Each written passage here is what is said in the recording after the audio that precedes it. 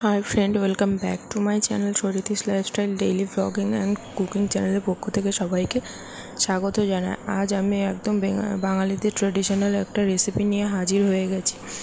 দই বেগুন একদম অনুষ্ঠান বাড়ির সাথে কিভাবে দই বেগুন করা হয় নিরামিষভাবে সেটাই আমি আজ তোমাদের দেখাবো। এটা লুচি পরোটা এবং কি ফ্রাইড রাইসের সাথে খুব ভালো লাগে খেতে। একবার বাড়িতে ট্রাই করে দেখো, আশা করি খুব ভালো লাগবে। ভিডিওটা স্কিপ না করে পুরো ভিডিওটা দেখতে থাকো, আশা করি ভালো লাগবে।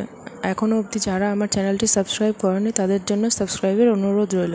প্রথমে বেগুনটাকে ভালো করে নুন হলুদ আর চিনি দিয়ে ম্যারিনেশন করে রেখে দেব। বেশ অনেকক্ষণ রেখে দিলে তাহলে তেলটাও ভাজার সময় কম লাগবে এবং ভেতরটা খুব নরম হবে। ওর জন্যই অনেকক্ষণ ম্যারিনেশন, মিনিমাম আধ ঘন্টা ম্যারিনেশন করে রেখে দিতে হবে। তারপর একটা মিহি পেস্ট করে নেব। কাজু, চারমগজ আর টক দই দিয়ে ভালো করে পেস্টটা করে নেব। আর কড়াইয়ে বেশ অনেকটাই তেল গরম করে তাতে ভালো করে বেগুনটাকে ভেজে নেব। হাই টু মিডিয়াম ফ্লেমে, প্রথমের দিকে হাই টু মিডিয়াম ফ্লেমে রাখতে হবে। তারপরে বেগুনগুলো ছাড়ার পরে লো টু মিডিয়াম ফ্লেমে বেগুনগুলো ভেজে নিতে হবে। এপিট ওপিট করে ভেজে নিতে হবে যেন ভেঙে না যায়, কারণ বেগুন তো খুব নরম জিনিস, তো ওর জন্য ভেঙেও যেতে পারে। ওর জন্য খুব সাবধানে বেগুনগুলো আস্তে আস্তে ভেজে নিতে হবে।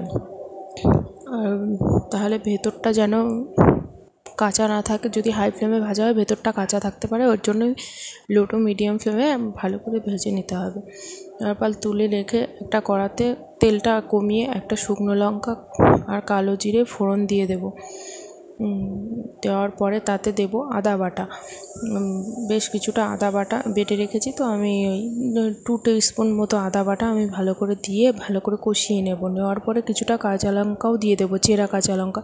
তো যে যেরকম ঝাল খাবে তার সেই স্বাদ বুঝে দেবে। তো কাঁচা লঙ্কা দেওয়ার পরে ভালো করে নুন হলুদ জিরে গুঁড়ো আর হলো গিয়ে লঙ্কার গুঁড়ো দিয়ে ভালো করে মশলাটা কষিয়ে নিতে হবে। বেশ অনেকক্ষণ নেড়ে নেড়ে মশলাটা কষিয়ে নেওয়ার পরে যে পেস্টটা করে রেখেছিলাম সেই পেস্টটা, ওই দইয়ের যে পেস্টটা করা হয়েছে সেই পেস্টটা আমরা ভালো করে দিয়ে দেব। দেওয়ার পরে বেশ অনেকক্ষণ ধরে নেড়ে চেড়ে একদম কষিয়ে তেল ছেড়ে দেওয়ার পরে আমরা হালকা একটু জল দিয়ে দেব। আর মাঝখানে একটু চিনি দিয়ে দিতে হবে। যে যেরকম মিষ্টি খাবে সে সেরকমভাবেই মিষ্টি, তো আমি বেশি মিষ্টি খাই না, তো আমি হালকা মিষ্টিই দিয়েছিলাম।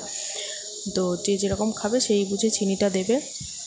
আর ঢাকনা দিয়ে দিয়ে বেশ অনেকক্ষণ ধরে মশলাটা কষিয়ে নিতে হবে, নিলে খুব ভালো লাগবে খেতে। তারপরে লাস্টের দিকে নামানোর আগে দিয়ে দেবো গরম মশলা।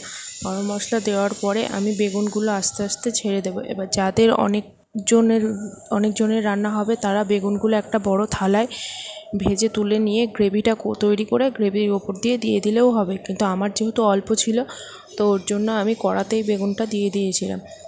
আর বেগুনটা দিয়ে বেশ 5 মিনিট মতো ঢাকা দিয়ে রেখেছিলাম। ঢাকা চাপা দিয়ে রাখার পরে ভালো করে নেড়ে চেড়ে নামিয়ে নিতে হবে। আর নামানোর আগে বেশ অনেকটাই কাঁচা লঙ্কা দিতে হবে, সেটা তুমি চেরাও দিতে পারো, গোটা কাঁচা লঙ্কাও দিতে পারো।